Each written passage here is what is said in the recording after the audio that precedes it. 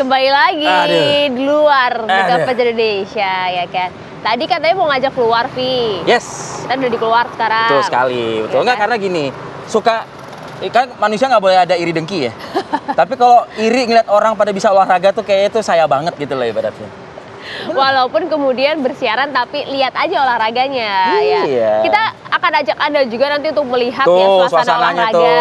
Ya kan? Tidak hanya di depan Rasuna Epicentrum, kalau kita lihat nih kan wah banyak ada yang jalan santai, ada yang lari, ada yang senam di ujung sana. Kita juga ajak Anda mungkin melihat secara langsung nih aktivitas olahraga warga DKI Jakarta di lokasi Car Free Day. Di lokasi Car Free Day karena juga ada terkait dengan 495 tahun Ibu Kota Jakarta ini berulang tahun. Ada keramaian juga ya, Tiara di sana. Ayo dong, dibantu kita untuk menyambung informasinya, Tiara. Iya, betul sekali. Selamat pagi, Arif Fadil dan juga Maria. Seperti yang tadi Anda katakan ya, ada banyak sekali kemeriahan kalau pada pagi hari ini bertepatan juga dengan Hari Bebas Kendaraan Bermotor ataupun juga Car Free Day tentunya ya. Ini akan semakin meriah, ditambah lagi kita tentunya mengingat bahwa ini Jakarta masih dalam nuansa Jakarta berulang tahun begitu ya, Jakarta hajatan begitu ya, Arif Fadil dan juga Maria. Nah sekarang lokasi di tempat kami mengabarkan ini adalah di Tamrin 10 begitu ya, banyak sekali tenan-tenan yang kalau Anda bisa saksikan di belakang saya ini bisa dinikmati oleh mereka ataupun juga warga DKI Jakarta yang saat ini menikmati Hari Bebas Kendaraan Bermotor begitu. Nah kalau untuk Car Free Day-nya sendiri kita ketahui Arif Fadil dan juga Maria ini kan memang dimulai dari pukul 6 waktu Indonesia Barat begitu ya sampai pukul 10 nanti. Nah untuk saat ini memang sedang persiapan begitu ya, nanti akan ada sejumlah musisi dan juga band live music begitu yang akan menghibur warga DKI Jakarta yang kemudian ini mampir ke area Tamrin 10 di sekitaran Sudirman Tamrin DKI Jakarta ini. Nah berbicara mengenai banyaknya masyarakat Arif Fadil dan juga Maria yang kemudian ini banyak menikmati Car Free Day di setiap hari Minggu pagi, ditambah lagi juga ada perayaan-perayaan yang kita ketahui belakangan ini mengingat ulang tahun Jakarta yang ke-495, tentunya ini juga ada kaitannya begitu ya dengan sejumlah protokol kesehatan yang tentunya pasti harus kita tetap jaga. Meskipun sekarang ini berada di luar ruangan dan sudah ada imbauan untuk kemudian ini bisa melepas masker, tapi tentunya kita mengingat bahwa pelepasan masker tersebut ini di area yang tentunya tidak padat. Nah berbicara mengenai banyak sekali aktivitas masyarakat belakangan ini, mungkin kita akan langsung tanyakan ini dan juga berbincang dengan Ibu Yuanita Apriliandi Siregar. Beliau ini adalah sosiolog perkotaan. Selamat pagi Ibu. Sudah olahraga ya Bu pagi ini ya? Lumayan ya, soalnya Car Free Day jadi memang harus jalan kaki menuju sini ya, tidak ada kendaraan. Iya, betul. Bebas kendaraan bermotor gitu ya Bu ya. Nah Bu ini kan belakangan ini banyak perayaan-perayaan ulang tahun Jakarta. Terus pada pagi hari ini sejak Mei kalau nggak salah ini juga ada sudah diizinkan lagi Car Free Day begitu ya. Nah ini kalau Ibu melihat aktivitas masyarakat belakangan ini seperti apa sih Bu tanggapannya? Ya, di satu sisi antusiasme masyarakat sudah mulai terlihat ya.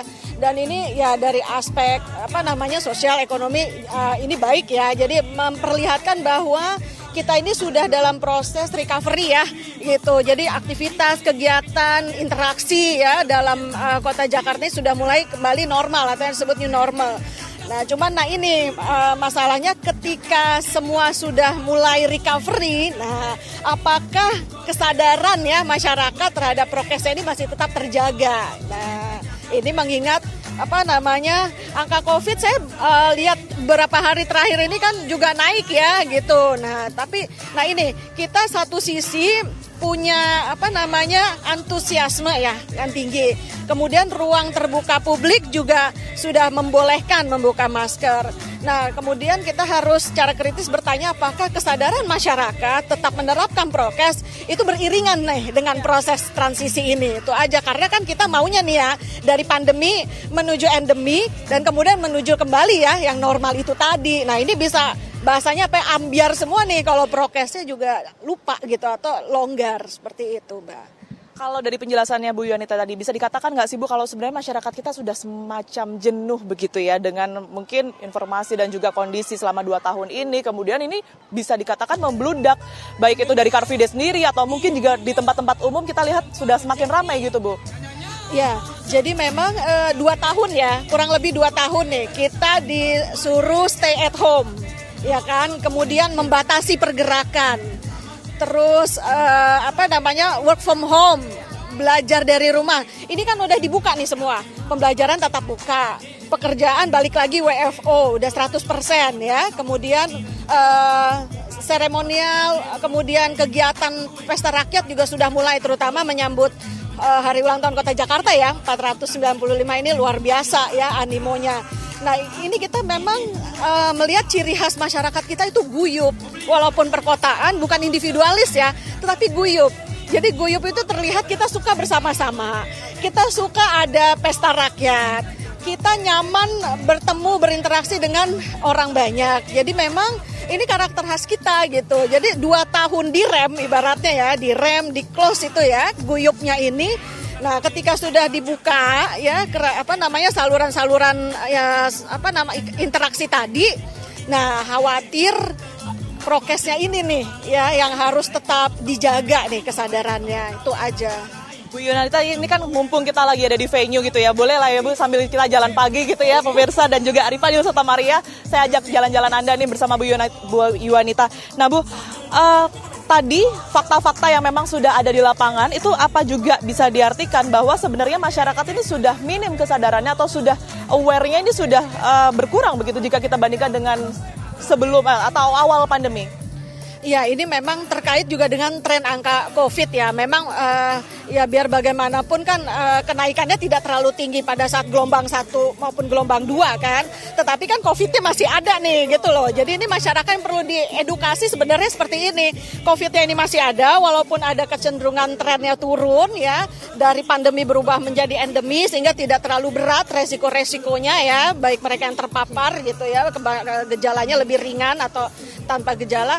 Nah, tapi ini semua akan gagal menurut saya kalau perilaku masyarakat tadi ya itu tidak tidak menimbulkan satu bentuk kesadaran bahwa saya ini prokes itu bukan sekedar patuh gitu loh, tetapi melindungi diri ya, keluarga, kemudian masyarakat, dan juga supaya kita cepat-cepat recovery gitu ya. Kan kita nggak mau juga negara kita terus terpuruk baik secara sosial maupun ekonomi. Kita sendiri udah merasakan loh 2 tahun ya gitu. Jadi memang ya ini yang perlu dicermati ya, edukasi lagi. Saya sih berharap media nih Mbak lebih intensif lagi seperti kalau dulu gelombang 1-2 hampir tiap hari ya kita lihat tayangan-tayangan Satgas ya. Sekarang kan agak hilang tuh mungkin. Nah, diintensifkan lagi sosialisasinya seperti itu. Kita mungkin nanti akan lanjut ngobrol-ngobrol lagi Bu. Tentunya banyak juga masyarakat yang kemudian ini perlu tahu sebenarnya kondisi saat ini seperti apa, kemudian seperti apa juga penanganan yang harus dilakukan. Kita lanjut nanti ya Bu ya. Arifah Dil, Maria, dan juga pemirsa, kita akan kembali ke Apa Kabar Indonesia Pagi sesaat lagi. Tetaplah bersama kami.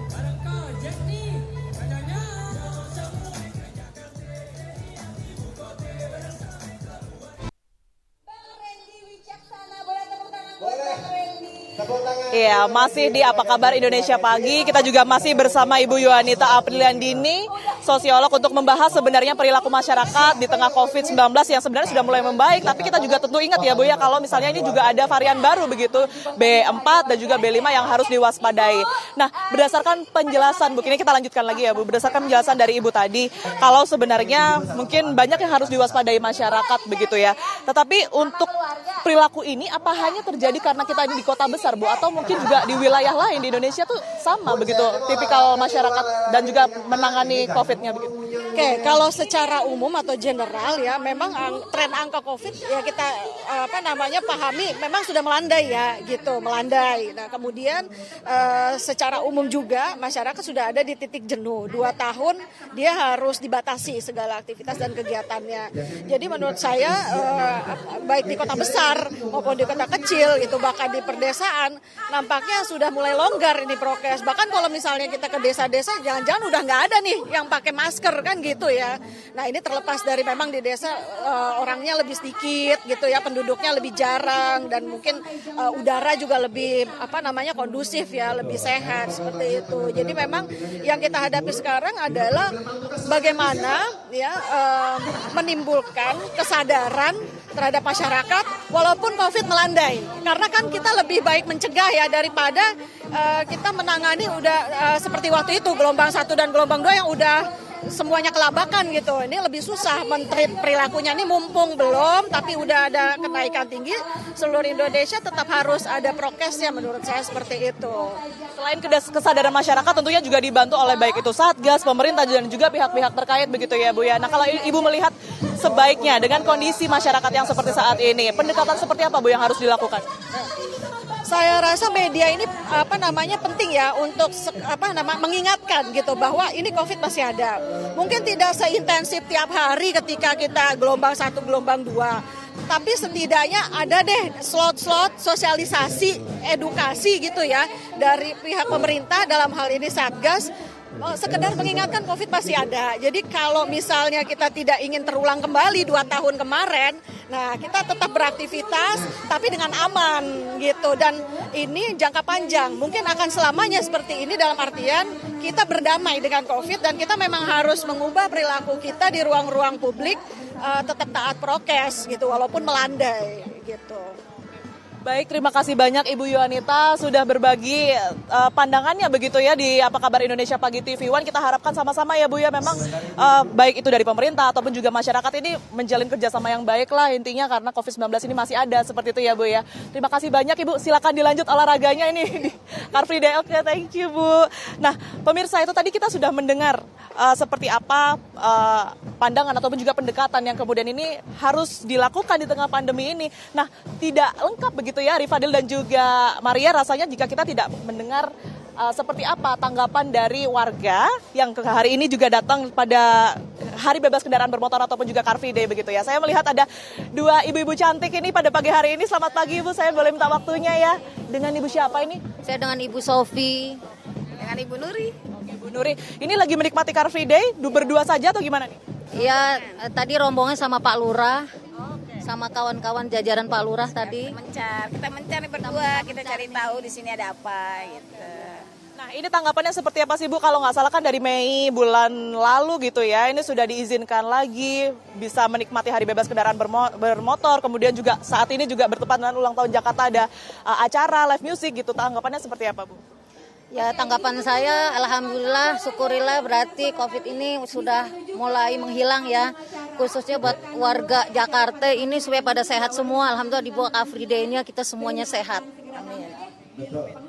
Tapi ada kekhawatiran sendiri nggak sih Bu? Ini kan COVID masih ada, terus kita ketahui juga ada subvarian baru gitu ya. Ini ada kekhawatiran dan juga cara menangani sendiri nggak? Kalau kekhawatiran itu sih kita sih nggak terlalu nggak terlalu tinggi juga ya, karena kan mereka juga udah pada pusing dengerin COVID dan COVID terus kayak gitu. Cuma ya kita ambil kesimpulannya ya antisipasi ya, jaga jarak atau jaga kesehatan aja. Yang penting prokes, kita tetap prokes, jaga kesehatan, stamina tetap ada. Jangan lupa makan teratur, olahraga itu utama, happy, sehat, semuanya kita alhamdulillah nanti jauh dari penyakit. Baik, kalau begitu terima kasih ya Bu ya waktunya Ibu Nuri dan juga Ibu Sofi, silakan dilanjutkan olahraganya. Nah itu tadi ya Rifadil dan juga Maria, pada pagi hari ini kita melihat keramaian, meskipun ada keramaian tetapi tentunya kita tetap harus waspada karena COVID-19 ini masih ada, meskipun juga sudah diizinkan tanpa masker, tapi kita kalau berdesak-desakan tidak ada salahnya juga kemudian ini melindungi diri dengan menggunakan masker. Nah untuk Car Free Day kali ini seperti biasa memang tidak diperbolehkan ada kaki lima, tapi kalau untuk masyarakatnya sendiri kami pantau pada pagi hari ini memang sudah patuh begitu ya, sudah patuh, kemudian juga tidak terlalu padat, serta jangan lupa jika Anda mau datang ke Car Free Day di kawasan Sudirman Tamrin ini juga tentunya harus memindai terlebih dahulu, scan aplikasi Peduli Lindungi yang kemudian ini membuktikan bahwa Anda ini terbebas dari segala penyakit dan juga sudah melaksanakan vaksin sebanyak 3 kali. Sementara demikian Arif Fadil dan juga Maria Asegaf, kami kembalikan ke Anda di studio.